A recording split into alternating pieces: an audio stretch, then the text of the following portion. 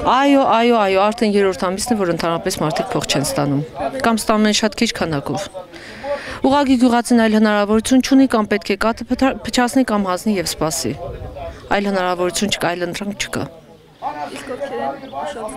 Ուրեմն հանձնում են IMM-ին, ինչպես նաև աշտարակաթին եւ նաև կան անհատ հավաքողներ, որ ես չեմ կարողացել անհատ ձեռնարկատիրեր, չգիտեմ ճիշտ ասած անունները,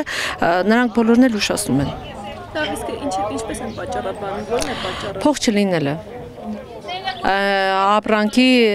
այսպես ասած, մթերքի չվաճառվելը, պաների եւ այլն։ Իսկ ինձ թվում է, որ խանութներում լավ էլ վաճառվում է մթերքը, այնպես որ դա երկինը ընդհանրապես չի իջել, դա ուղղակի խաբեություն է մթերողների կողմից։